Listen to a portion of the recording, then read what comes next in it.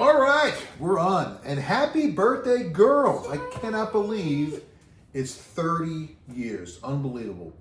And so we're doing our new thing with birthdays for everybody gets a video. We get to look back, reminisce on your birthdays and your birthday, little kids, and talk about it. And certainly the girls was very special for us. So we're going to kick it off. Mom, you're going to take it away with some pictures and some news here. Yep.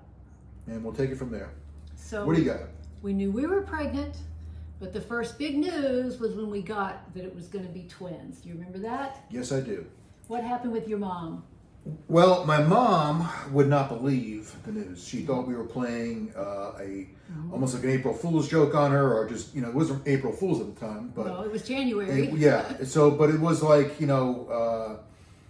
it was like we're trying to, just make a joke about it. Like, no, surely you're joking, right?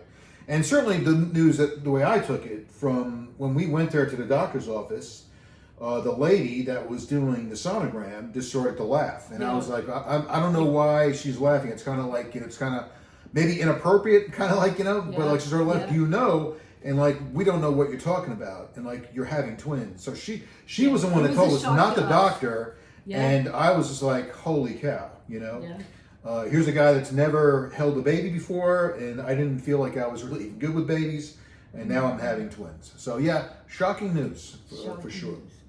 And then there were two of you. I kept growing and growing. This is in February, 2 months before I was due, and I was big. You were huge, and carrying two, and pretty mom, and it was unbelievable. It was really, that was the news of the town, having twins. True. And, it was definitely the conversation piece no matter where we went. Yeah. And it remained that, after having still them. Is. So, yeah, still is, honestly. So. And then the big day came. Dad was there in time. Yeah. Had to call him from court. So if you guys remember that story, I was, being a policeman, I was going to a trial.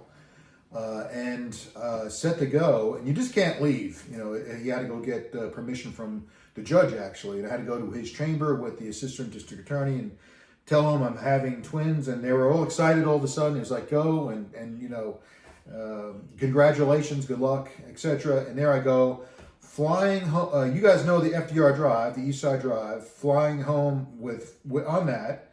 Mom had sent, this is before... Beepers. We had a beeper. I didn't think I had a cell phone. I had a call from the... You had to call from there. Yeah, so I had a code that we were having you were going to labor.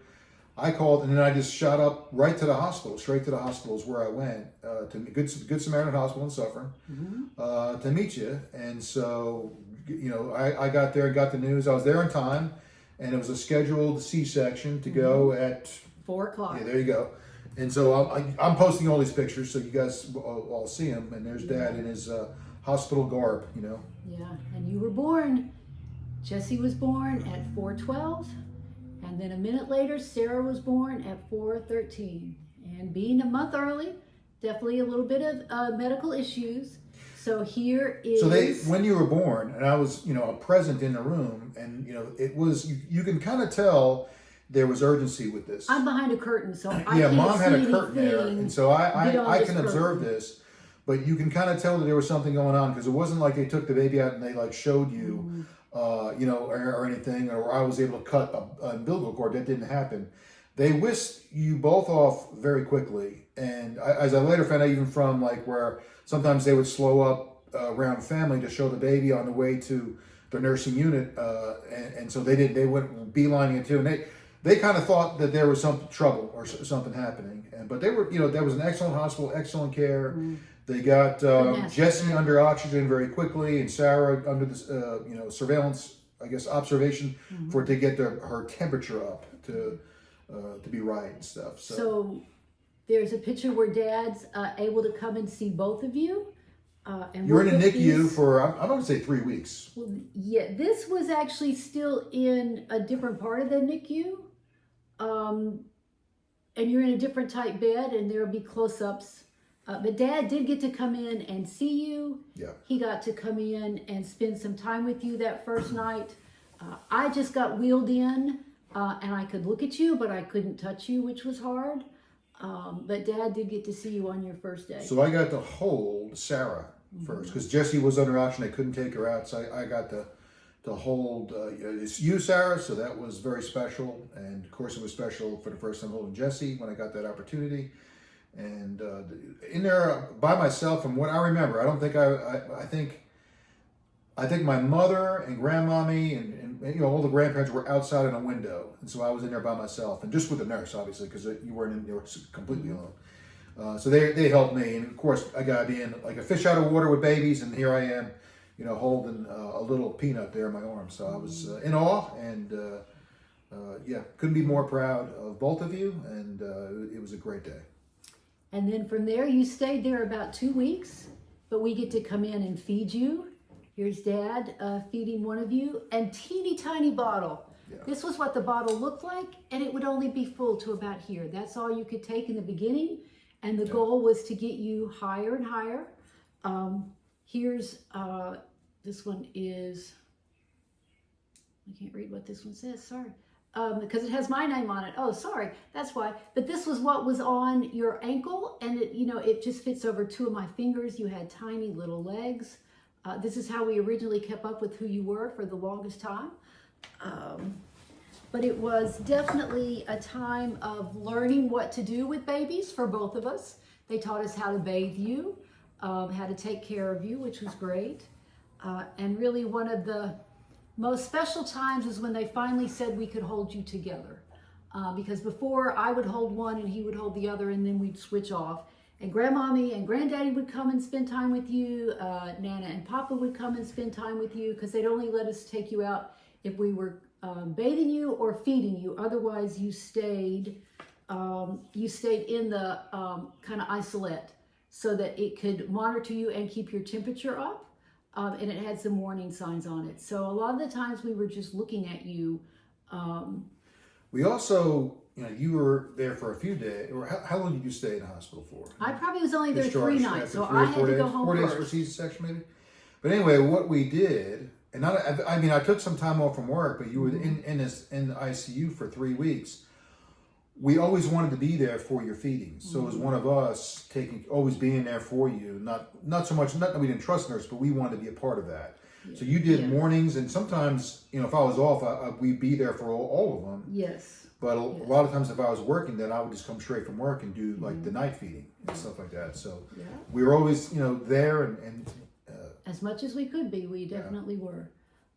And this is when your personalities begin to shine through.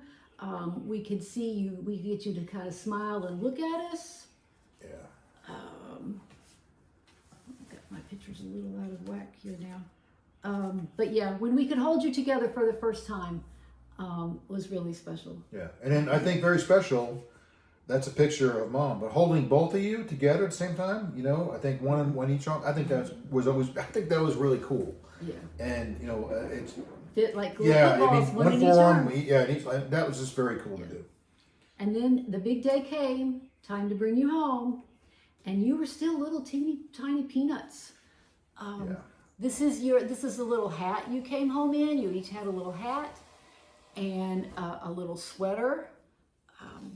Was April, was still cold up in New York, and it just swallowed you whole. You'll see in the picture, and then I had embroidered little blankets for you. We had a J and an S, because this is how we also began to keep up with who was who. We put your initials on a lot of things. Now, Jessie was pink and Sarah was purple. Yep. You were born on Easter weekend. You were born on a Thursday. Yes. We just figured this out, confirmed this. Born on a Thursday.